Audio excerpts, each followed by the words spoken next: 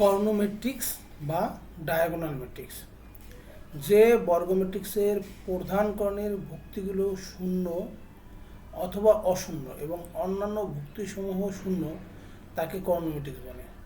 আমি আবারও বলছি, যে বর্গ ম্যাট্রিক্সের প্রধান কর্ণের সংজ্ঞা আমরা কিন্তু আগে বলছি, অর্থাৎ আমাদের বর্গ ম্যাট্রিক্সের যে প্রথম উপাদান থাকে সেই বরাবর যে কর্ণটা হয়, অর্থাৎ আমাদের প্রথম সারির প্রথম উপাদান এবং প্রথম কর্ণের প্রথম উপাদান বা ভুক্তি বরাবর যে কর্ণটা হবে সেই কর্ণটাকে আমরা বলছিলাম প্রধান কর্ণ বা মুখ্য কর্ণ।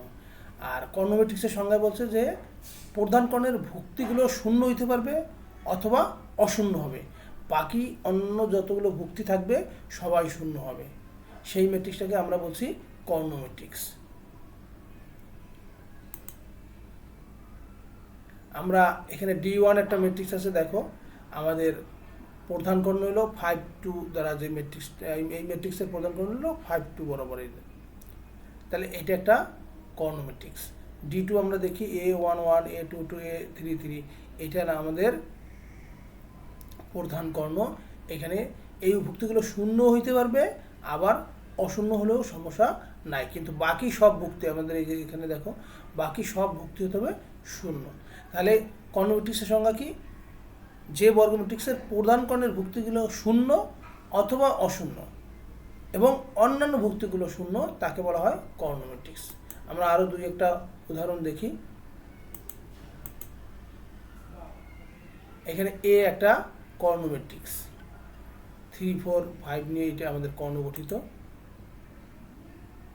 বি আর একটা কর্ণ ম্যাট্রিক্স এবং সি, দেখো এখানে এই ভুক্তিতে প্রধান কর্ণে কিন্তু সবাই 0, তারপরে এটা একটা কর্ণ ম্যাট্রিক্স। কারণ কর্ণ ম্যাট্রিক্সের সংজ্ঞা বলছে যে আমাদের প্রধান কর্ণের ভুক্তিগুলো শূন্য অথবা অশূন্য আর বাকি সবগুলো শূন্য।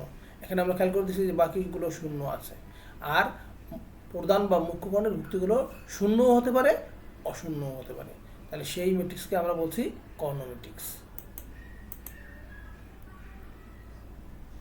স্কেলার ম্যাট্রিক্স, যে কর্ণ ম্যাট্রিক্সের প্রধান কর্ণের ভুক্তিগুলো সমান তাকে স্কেলার ম্যাট্রিক্স বলে।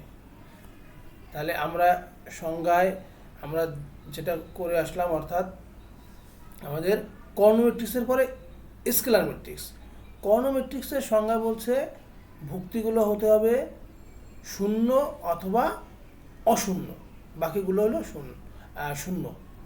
আর স্কেলার ম্যাট্রিক্সে বলছে প্রধান কর্ণের ভুক্তিগুলো সমান, এবং যে কর্ণ ম্যাট্রিক্সের, অর্থাৎ প্রথমে কর্ণ ম্যাট্রিক্স হতে হবে, তারপর সেই কর্ণ ম্যাট্রিক্সের প্রধান কর্ণের ভুক্তিগুলো যদি সমান থাকে তাকে স্কেলার ম্যাট্রিক্স বলে।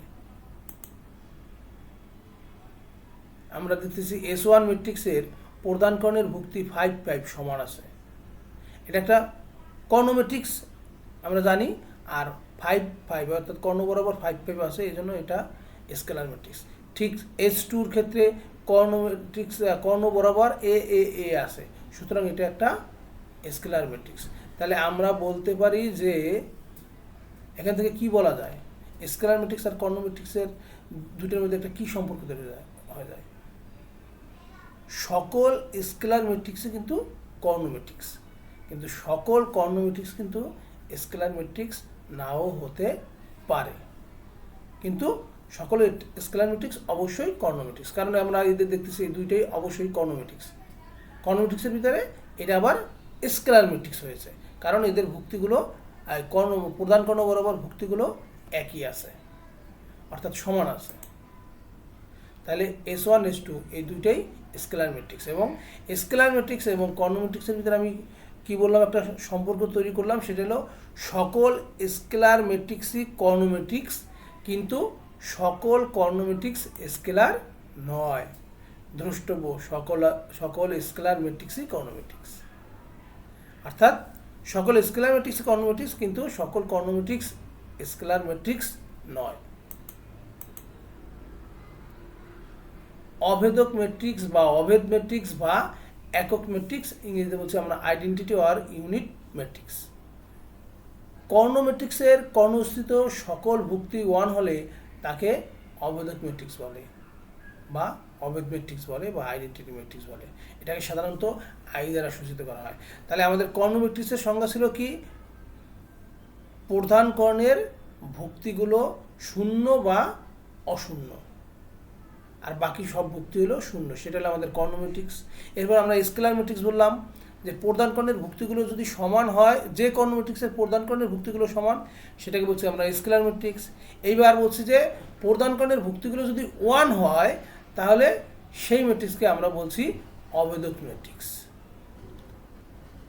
যে কর্ণ ম্যাট্রিক্সের প্রধান কর্ণের ভুক্তিগুলো 1 তাকে বলছি আমরা অভেদক ম্যাট্রিক্স, এবং এটাকে আই দ্বারা সূচিত করা হয়।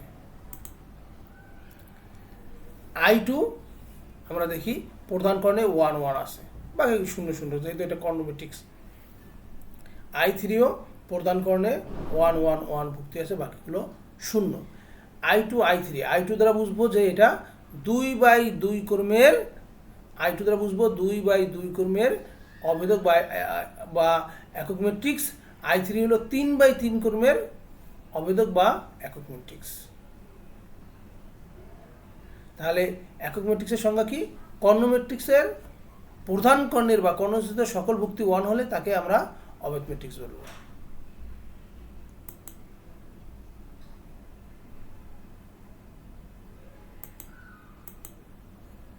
শূন্য ম্যাট্রিক্স, এই সংজ্ঞাটা খুব সহজ। যে ম্যাট্রিক্সের সকল ভুক্তি শূন্য তাকে শূন্য ম্যাট্রিক্স বলে। এখানে কোনো আকারের দরকার নাই, সেটা কি স্কোয়ার ম্যাট্রিক্স নাকি মানে কত বাই কত ক্রমের, সেটা আমাদের দরকার নাই। শুধুমাত্র যে ম্যাট্রিক্সের সকল ভুক্তি শূন্য তাকেই আমরা শূন্য ম্যাট্রিক্স বলবো।